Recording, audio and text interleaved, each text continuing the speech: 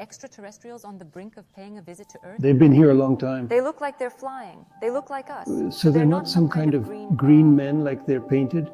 No. They're very nice faces. They're ready for contact. Have you ever because tried people contacting aren't. them like that? It's a big responsibility. These aren't other civilizations, are they? Then what are they? All the things we're going to be talking about today with a Lieutenant General of the Russian Armed Forces who in the past was Chief of the General Staff. He's a Doctor of Technical Sciences, Doctor of Philosophy, Honorary Doctor of the European University, a participant of a huge number of military operations, honored military specialist. He has been awarded a huge number of orders. He's an academician of the Russian Academy of Natural Sciences, academician of the International Academy of Sciences and the Italian Academy of Economic and Social Sciences. I'd like to ask the question, is there intelligent life elsewhere? Is there any evidence of it? If there is. There is a hypothesis, which is accepted by all scientists all over the world, that intelligent civilizations exist not only on the Earth. There are extraterrestrial civilizations. No one has found them yet. No one has exchanged phones with them. So yes. There's been no contact? Well, it's kind of spontaneous, but I can't find any evidence. I haven't found any evidence. I've got 4 female employees. They were in contact. They were even on the ship. In the early 90s, there was a program on Channel 1. The White Crow. They even made a program about this contact. Well, the ships have already left, but there are traces of their landing gear.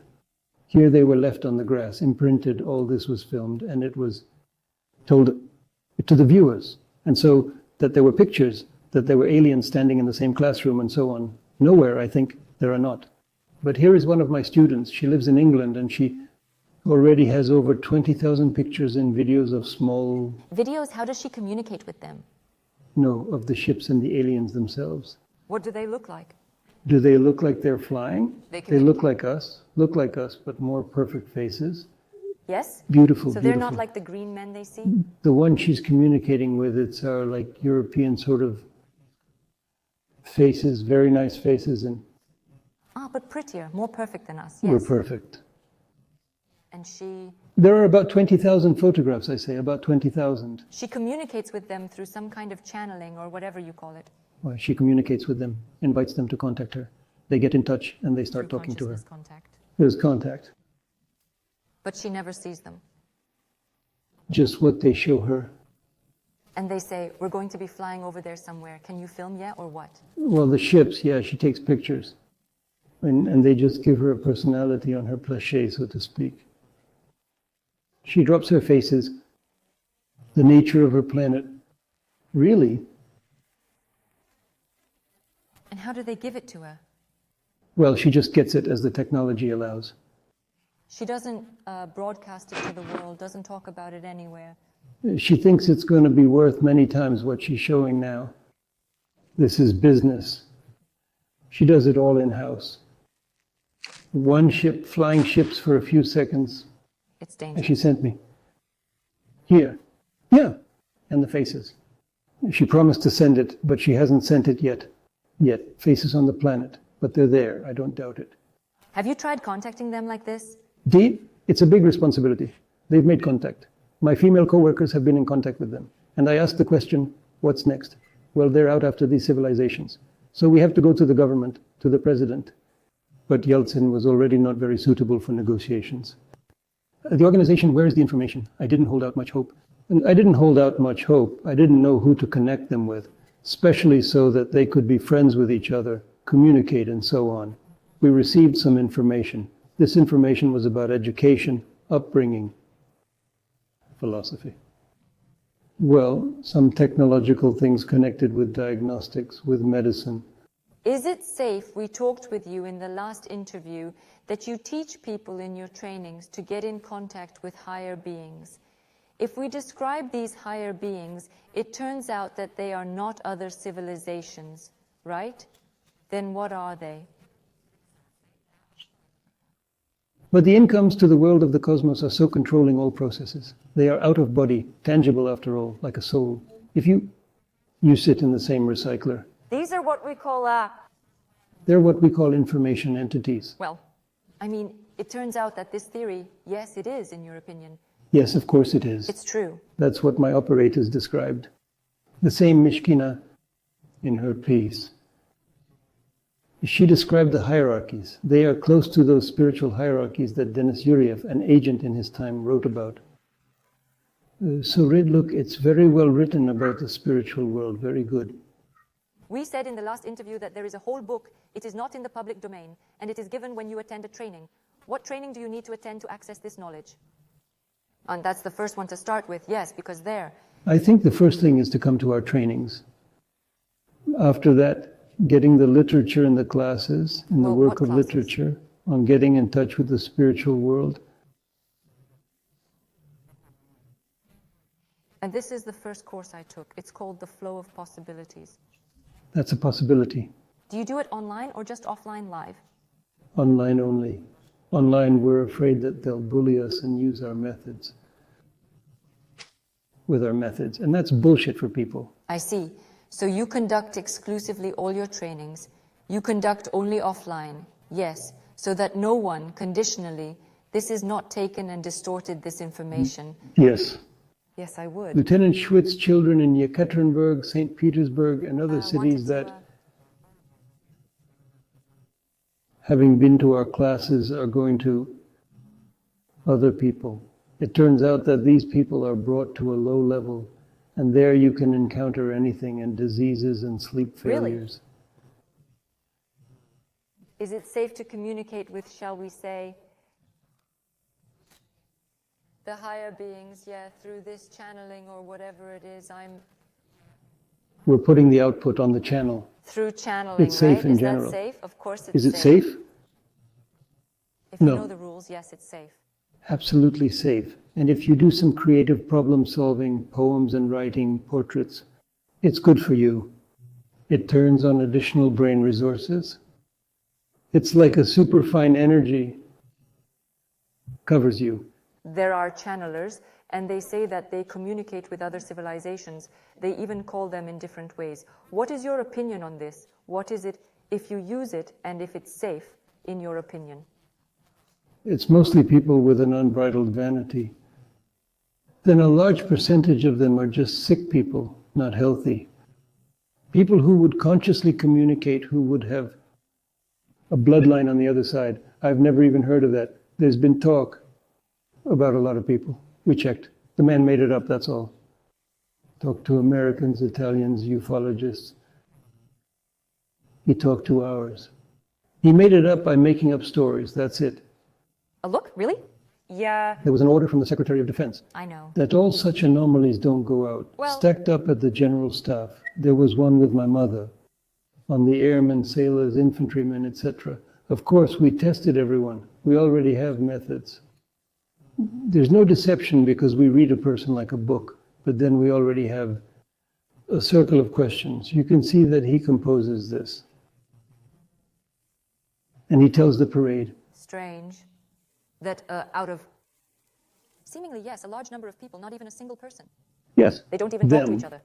Then I take it there's no point in asking if you know if aliens are going to visit our planet? Well, they've been here for a long time, only we don't know about it. They know how to hide.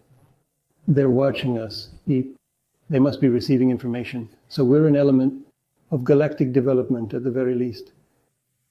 And what's going to fall off here, of course, they must know. Anticipate something. So they're like our accumulators or what? Yes, yes.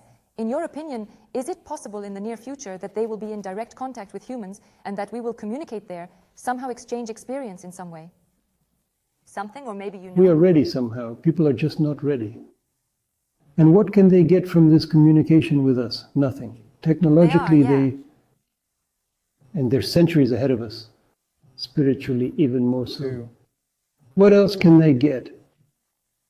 It's easier to eat. They're ready from a vacuum. Atomic molecule, tasty food.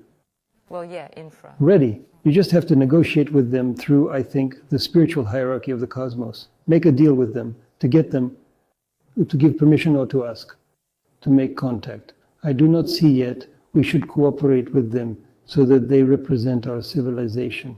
Everyone. I mean, the leader of a country is responsible for his state, for the interests of the state, for the oligarchs from his state, and so on. And the main thing that they have forgotten is that tomorrow or later they will have to face God's night. And what will they report about? This is what they have forgotten, that they stole or killed someone or provoked some war. So you're saying all this on the basis of the world order that you wrote? Well, the one I had in my head, yes, I wrote it to Mishkin. Telekinesis, after all. When you gathered a group of people who spoke and claimed that they possessed it, you did not find, yes, no one who paid with it. I didn't after find one all. myself, and what we had advertised and so on. It turned out to be very fake. And you yourself, it's simple. As a person who has studied this whole paranormal world, have you ever been interested in trying it for yourself? Why? It's important for me to gain knowledge, to get guidance on my next steps, to get information that allows me to assess the situation, either in the region where I live or in the world and so on. And that's the rest of it. Well, it's kind of interesting. Well, in health, so that I can treat people, so that I can preserve my health, to keep myself healthy. About health, there are techniques. Yes, we give them in class, but they're ours. And they're very effective techniques. Those, are they complicated? Can anyone do it? Who came to our classes? Absolutely anyone. Very effective. I had a lab that was very well equipped with devices that allow you to give instant diagnosis. And very good specialists, doctors. And this is what we give. It was all checked. Literally each and every direction. And treatment with eyes, and treatment with hands, and diagnostics with the eyes. It's all been tested instrumentally. And that's the first stage. The second stage is the hospital. So you teach that both is hand treatment and diagnosis of There's the body also- and organs with the eyes? Yes? diagnostics, right? Oh, wow. You can do it with letters, you can do it with your eyes, you can do it with your How hands. long does it take? We give it for 2 days. And then this person has to train himself, of course.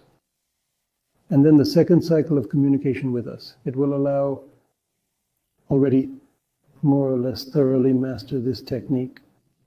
So a person comes to you for 2 days for this first training. Yes, You pass it on there, yes. and he goes off to train it? To train, yes. When the next thing you know, so you don't break any more wood. Here, so as not to ruin the patients. He Yes. came in and he's already told his vision. He showed me how, what. So you have some other training for those who have already learned? Who want to become a professional. Uh-huh. What's it called? How long does it run? How do you get in? Well, it's 2 days too, but we don't have any announcements on the subject yet. We're waiting for people to read it. Here, make sense of it here and try it. At least these are some of the first skills that we're giving them. And then they'll be willing to come in and take the second cycle. We foresee that, yes, we will have a second cycle, but only when people have mastered these things.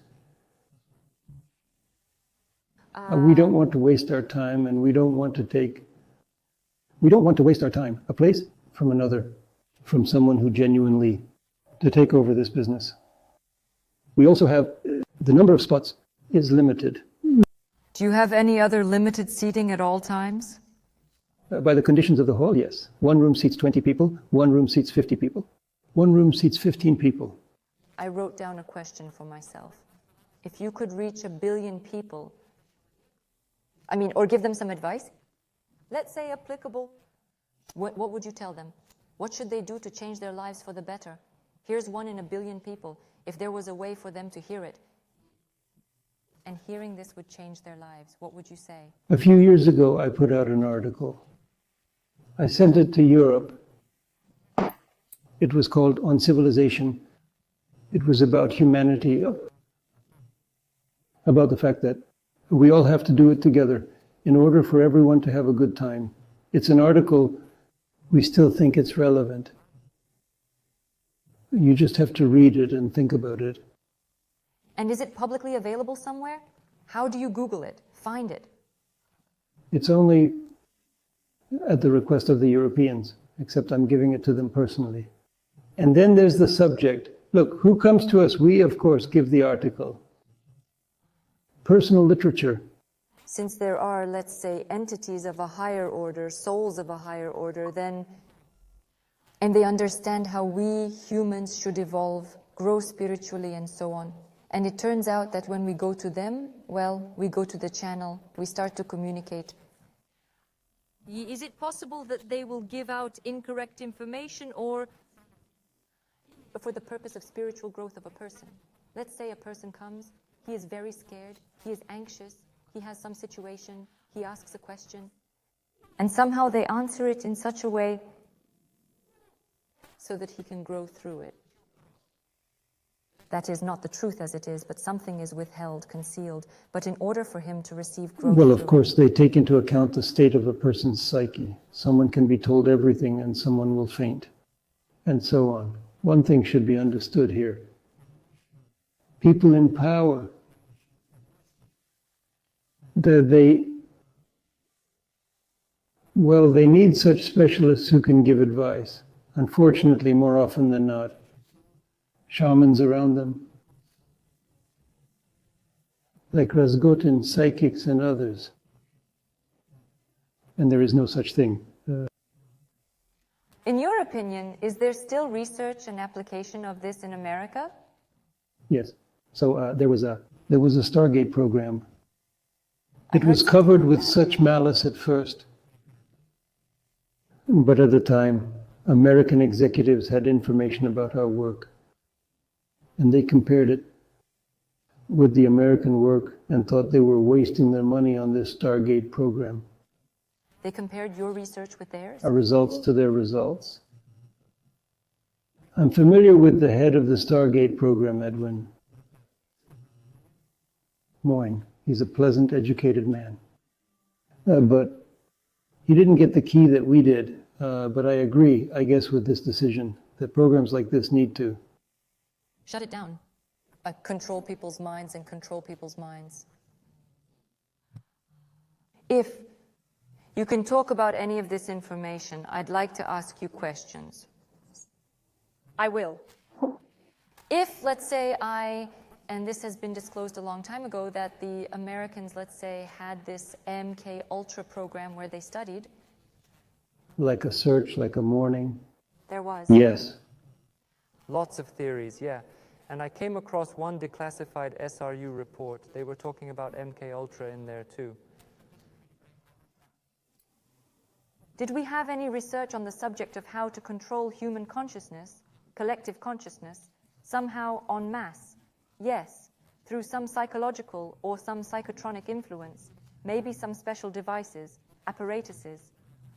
We were not given such a task. It was not assigned to us in my unit. Yes? Yes. At the beginning, everything you said, it was all sort of as introductory questions presented to me. I walked away from that because you can't cover everything. I was more interested, of course, in the genius in man, making him smarter. If he's smarter, then he'll overeat everybody. Yes. He'll be the greatest. Yes. To make him a manipulated human being through chemistry or the soul, Yes. and so on. It disgusted my soul somehow. I walked away from it. I agree.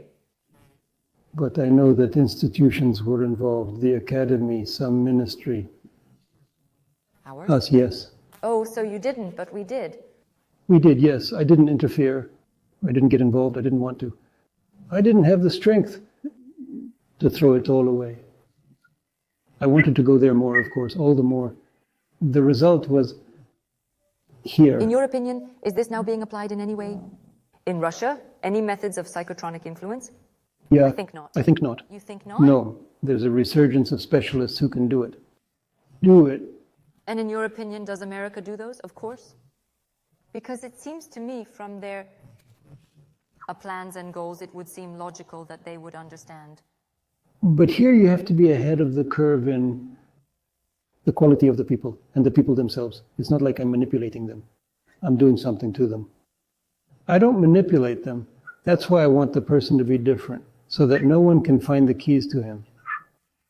And do you know of any, I just have a couple more questions, any special powers and abilities that you've come across? that you've come across in your work that's not widely known to the public? What I wanted to find, of course. And to begin to TED-rate, it's xenoglossia. It's a knowledge of all languages. One discovers this knowledge of all languages. And you stumbled upon it? You told a number of cases in the Soviet Union. And people, after stress, they started to speak many languages. Then I became friends at MSU with the head of the linguistics department, Rojdestvensky. He had a whole folder full of information about these manifestations. When suddenly, in different countries, in different parts of the world, people started speaking in different languages. Languages, ancient languages, modern languages, maybe even alien languages. Yes. Yeah, because you said I have a lot.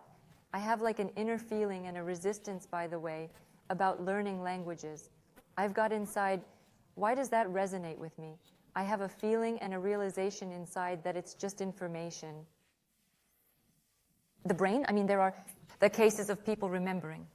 And in fact, our brains are very smart. You can somehow maybe download this information, or you can press a button or something.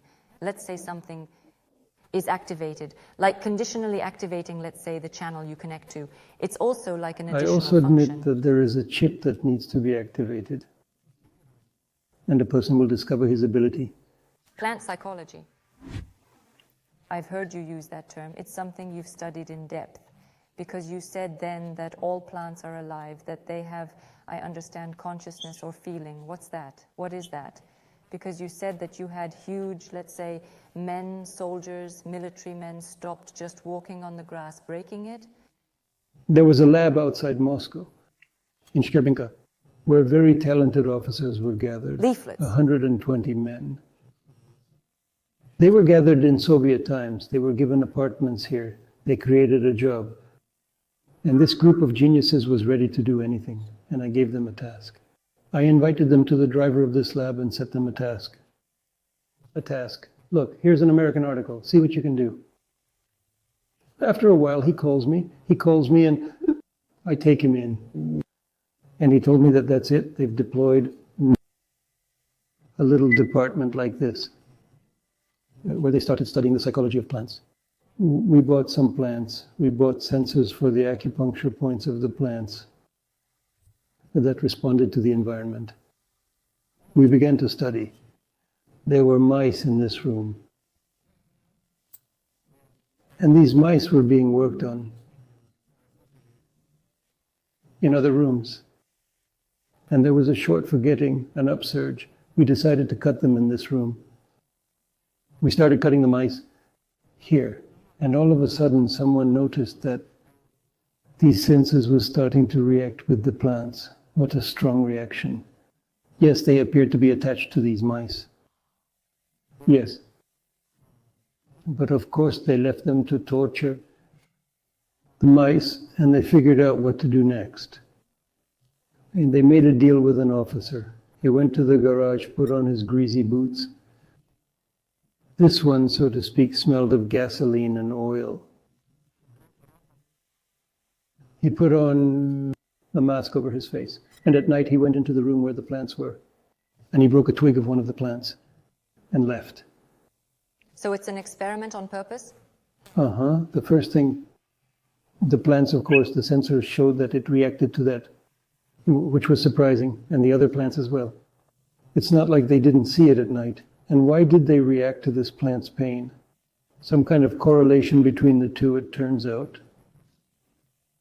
Questions. And then this officer, already in normal officer's clothes, so to speak, on starchy, a decalogue, came into this room where the plants were, where he'd broken. They all reacted to him. They all recognized him. How did they recognize him? They didn't see his face, the mask.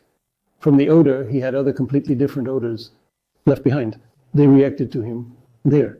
So they called me. They said, let's get back to work. Then I get a call saying they can be trained. How's that? They need to be trained. I mean, to respond to any additional outrage.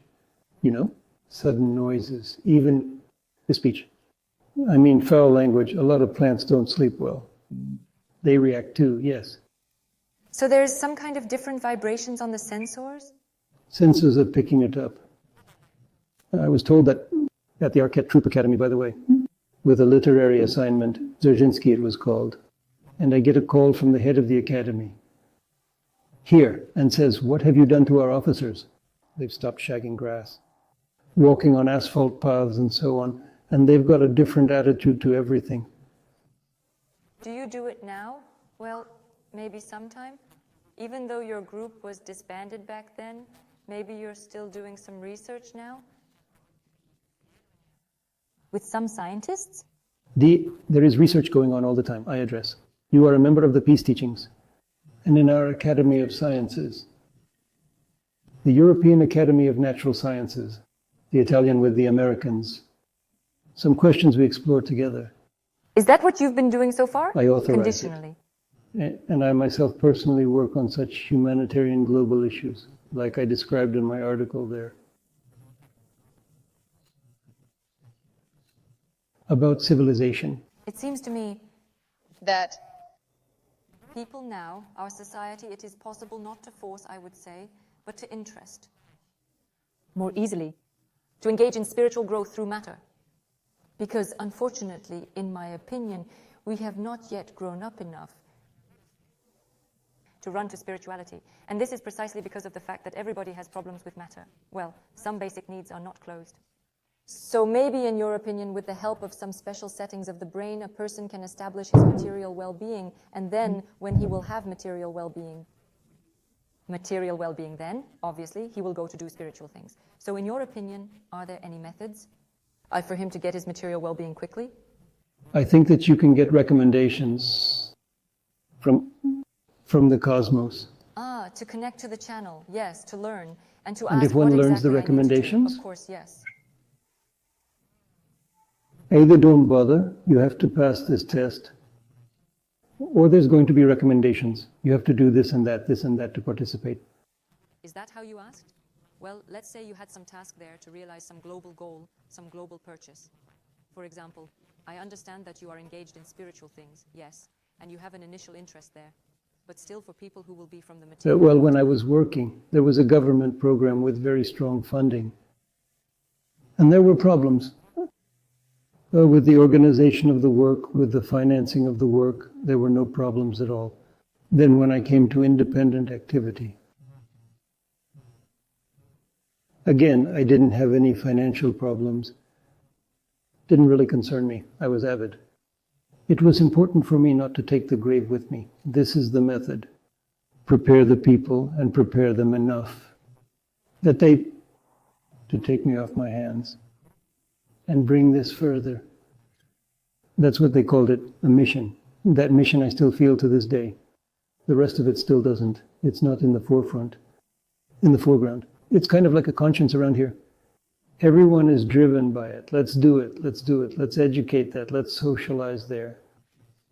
We can basically do some here. We can, rational ways here. Providing welfare.